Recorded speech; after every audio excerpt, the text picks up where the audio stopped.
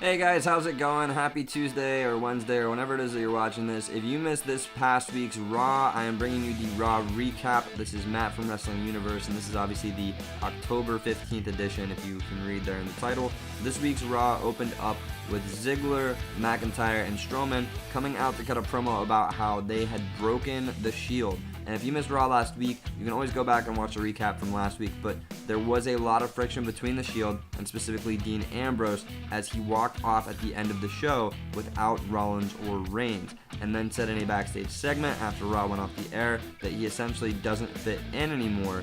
So Strowman and the Tag Team Champions were driving that point home, saying that they had finally proven what they've been saying all along, and that Rollins and Reigns have always been using Ambrose for their own benefit.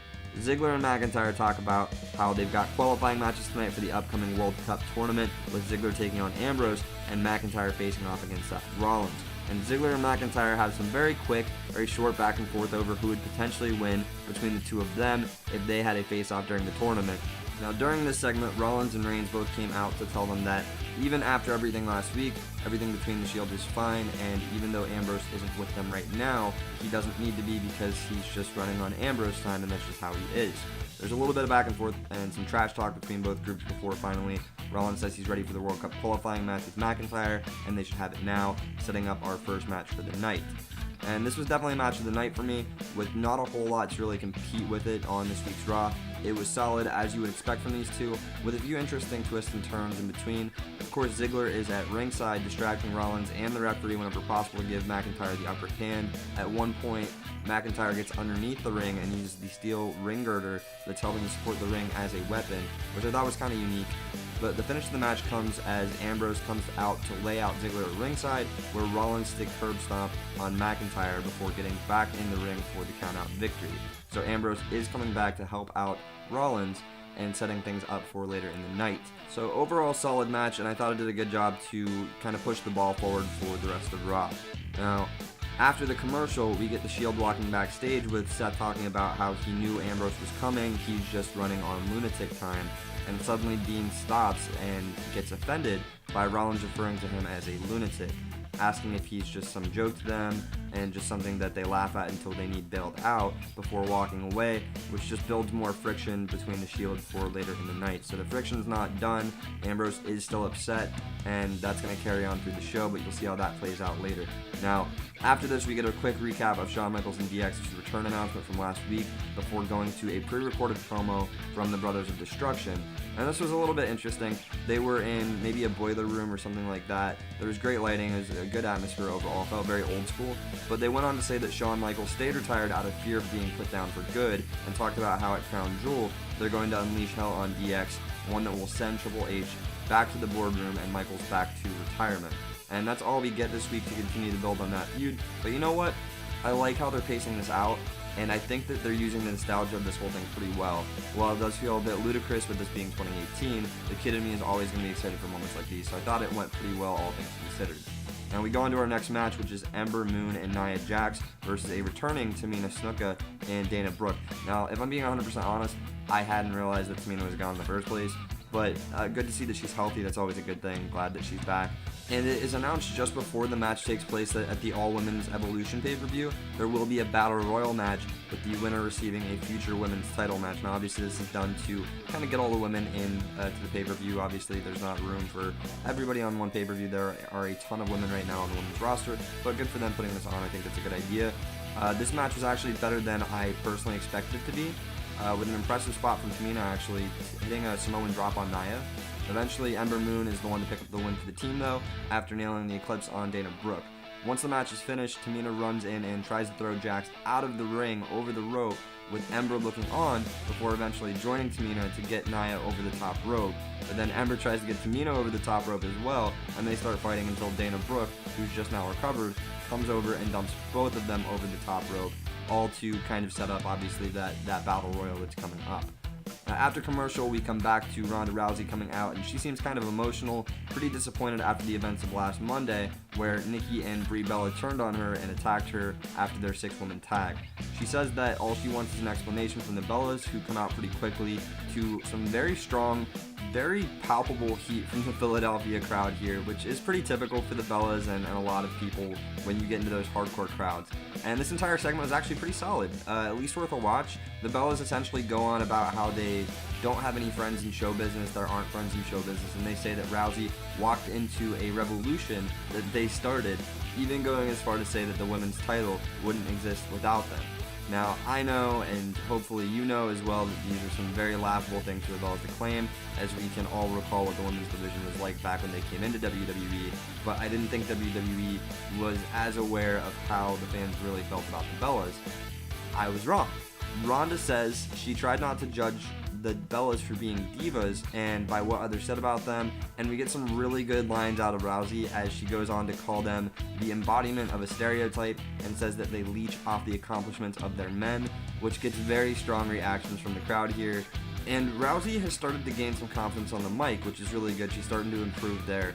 The last line that Rousey gets in is when she tells Nikki Bella, the only door you knocked down was the door to John Cena's bedroom, and eventually he threw you out of that exact same door. More strong reactions from the crowd, and rightfully so. This was some solid writing to build this feud. As things got heated, Rousey goes to leave the ring and attack the Bellas at one point, and they're at the top of the ramp, so a bunch of security guards come out and block her off. Now Rousey just takes out every one of the male security guards, but not before the Bellas can retreat to the back to end the segment. Very good overall. I like this. I thought it was pretty good, and one of the more interesting stories going on in WWE right now. And before commercial, we get a backstage segment with Kurt Angle, who is still on vacation and dressed very casually as he's talking to Bobby Roode and Chad Gable about how relaxed he is. Then he runs into No Way Jose and shows off some of his dance moves from last week when he was wearing the Conquistador costume, all before Baron Corbin walks up on him and gets on Angle about how the World Cup tournament is coming up and how it's been a very long time since Angle had a singles match in WWE. When asked how long it is, Kurt says it's been 12 years, and Jesus, I had not even done the math here. That is an eternity. Now, obviously, Angle's wrestled hundreds upon hundreds of matches in TNA since then, but it really has been a very, very long time since we've seen Kurt wrestle a singles match for WWE. Now, Corbin says that he's going to help Angle get some practice in tonight and announces a 2-on-1 handicap match against the Authors of Pain. Angle mentions that he doesn't have his ring gear with him, and Corbin tells him that he'll figure it out before walking off to end the segment. Now, he meant Angle will figure it out, not Corbin. Corbin's not going to figure out what he's wearing. Angle will figure it out. He's basically telling him he'll be fine, don't worry about it. Just go out there and wrestle your handicap match, I don't care. So after the break, we get Ambrose versus Ziggler for the next World Cup qualifying match. Not a bad match between the two, kind of slower pace. I noticed when they were facing off on SmackDown a while back that despite being individually very talented wrestlers, Dean Ambrose and Dolph Ziggler had about zero chemistry together in the ring, and I still can't figure out why that is exactly. But the match was fine. At one point, Ambrose goes to the top rope when out comes McIntyre from distraction, and immediately Seth Rollins comes out to start brawling with McIntyre at ringside. Ambrose dives on both of them, but Rollins is soon back to his feet, trying to help Dean get back into the ring, but he wants nothing to do with it, and he shoves Rollins to the ground before heading back into the ring, running straight into a very well-timed super kick from Dolph Ziggler, who picks up the win, and surprisingly it is Dolph Ziggler who will advance to the World Cup tournament at Crown Jewel. Now Ambrose is pretty upset following the match and pushes past Rollins as he heads up the ramp, where Roman Reigns comes out and the two concerned Shield members start to talk to Ambrose right there at the top of the ramp. Baron Corbin soon comes out as well and says clearly the two teams still have some things to settle, and announces a rematch from last week's main event, which was itself a rematch from Super Showdown. So we're getting the Shield versus Ziggler, McIntyre, and Strowman for the third time straight in tonight's main event. That's coming up. Next up, though, we get Balor with Bayley taking on Jinder Mahal with the Singh brothers and Alicia Fox. Basically just a bunch of people that creative has no idea what to do with right now. And it's a really quick match. Balor picks up the win after coup de grace on Mahal, but instead of Balor's music hitting after the match, it's actually Bobby Lashley's music who hits, and of course he is out with Lio Rush, as he has been. Lashley stands right in front of Balor, flexing as Rush tells Balor that he wishes he could look like the big man. Lio Rush continues as Lashley goes to the corner to pose, saying no one looks like Lashley, no one smells like Lashley, repeatedly. Which wasn't meant to be comedic, by the way, it just was. But Balor leaves the ring with Bayley kind of keeping him calm in the corner. And after commercial, we get a really quick match between Lashley and Tyler Breeze.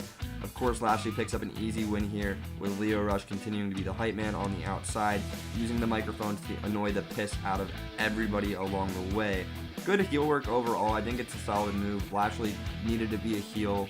I'm not thrilled about Lio Rush. I don't really like him, but that's effective. I'm not supposed to. And that's kind of the whole point. He is really, really annoying, and I kind of tend to gravitate away from the annoying characters. I was never a big Vicky Guerrero fan, for example. But it's effective heel work. It's working. I think overall it's playing out well for Lashley.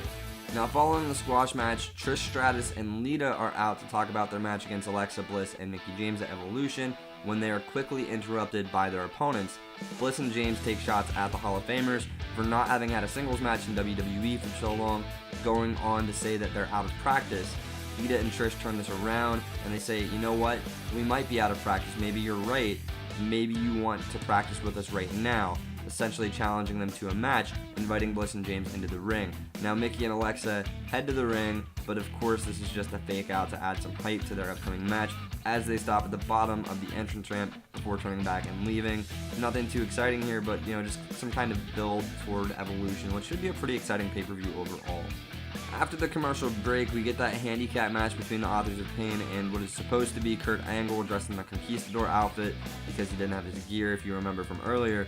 But quickly into the match, we realize that the person in the outfit, because they're struggling to figure out how to apply an ankle lock, is not Kurt Angle, and they're quickly decimated by Akam and Rezar. As Baron Corbin comes out to watch from the top of the ramp, this match is over within about a minute or so, and AOP aren't buying it either, as they go to unmask the Conquistador to reveal it's actually just some random jobber. Now Corbin looks on confused because of course he does, he's supposed to be a big moron.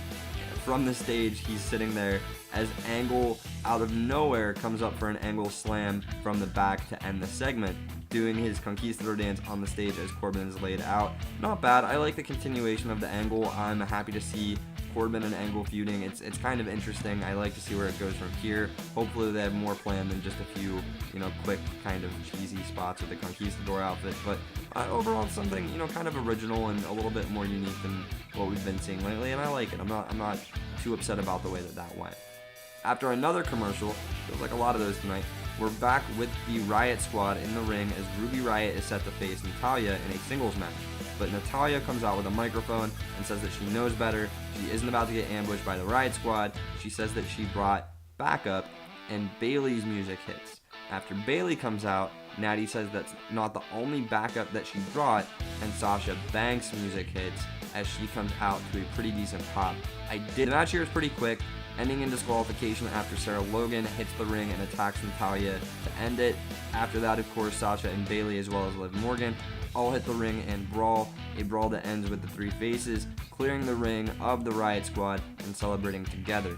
Now leave your comments down below in the comment section. I want to know what your opinion is, but I'm really overseeing the Riot Squad taking on random groups of women every week, and I'm hoping that sometime very soon we get to see some substance and an actual feud for the group, as well as Banks and Natalya and Bayley, as it just seems like every week it's the Riot Squad versus Natty and friends, and none of it feels very believable. But that's just me. Let me know what you guys think. Speaking of somebody who could probably use a good storyline, Elias is out next with his sort of renewed momentum after the last few weeks. He's been kind of picked up in the press for the reactions that he's been getting from trashing the favorite teams of the cities he's been in, which is pretty cool. And on a personal note, I was pretty eager for this one because I'm from Pennsylvania and I'm a big Eagles fan myself. And he gets some big heat for saying that he went to lunch with Wentz, and Carson Wentz, the Philadelphia Eagles quarterback, went on and told him he hates being stuck in Philadelphia. But not a lot to really go on here for the defending Super Bowl champions. Elias carries on for a bit before he's interrupted, this time by Apollo Crews. Elias is very irritated and he asks Crews why he's interrupted him, to which Crews replies, "I don't know. Everyone else seems to do it. I figured it was my turn." Crews went on to say that he may not be a musician or a funny guy, but he's still talented in the ring, and he's tired of sitting in the back. Elias is getting more frustrated with the interruptions, and he takes off his mic pack, ready to brawl with Apollo Crews. Crews gets the upper hand on Elias and presses him above his head for a solid 10 seconds before dropping him to end the segment. And I actually really like this for what it did for Apollo Crews. It's easy to forget but Cruz is actually a really talented athlete, and he's maybe improved a lot on the mic. It seems like it. Maybe he was always good, but he came across really confident and likable on the mic on this week's Raw. So hopefully we see a lot more from him in the coming weeks. Finally, we are set for the main event. It is The Shield versus Ziggler, McIntyre, and Strowman 3. And right off the gate, there's more friction between the heels, trying to decide who should start the match, as Ziggler and McIntyre have both had matches already earlier in the night. However, Strowman gets in Ziggler's face and tells him that he's starting the match because he needs to pull his weight.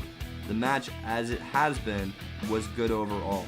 There's some back and forth and tension between both groups as teammates are accidentally colliding with each other until at one point, after being thrown onto Ambrose, Rollins is trying to explain what happens before Ambrose goes to hit dirty deeds on him. But Rollins pushes him off and they're both attacked by the other team.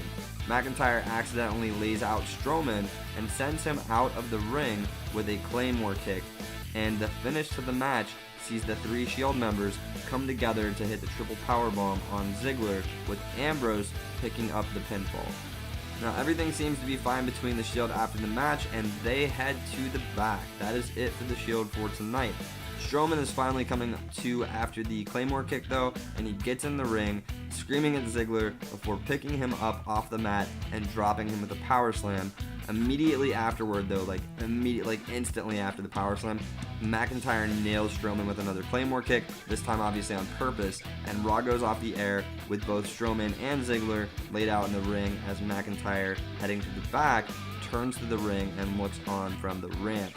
Now overall, I would say that I'd be a bit disappointed if this is all that comes from the tension with Ambrose over the past few weeks, but at the same time I do think that if they're going to turn him heel, it needs to come at a time when we don't necessarily expect it to happen, so I can see why it hasn't happened yet. Maybe he costs Reigns the title at some point, but who knows how it's going to play out. Overall, Raw was decent. It did everything to move the storylines forward, just kind of pushing the ball forward a little bit. Nothing exciting, nothing groundbreaking, no major headlines or anything like that. But a decent Raw overall, nothing terrible either. But who cares what I think? What do you guys think? Is that it for the angle? Or are they going to move forward with an Ambrose heel turn? Leave your comments about that and everything else from Raw and the upcoming Crown Jewel and Evolution events down below. I'm Matt from Wrestling Universe, and of course, if you like this video, go ahead and lay the smack down on that like button and ring the bell to subscribe.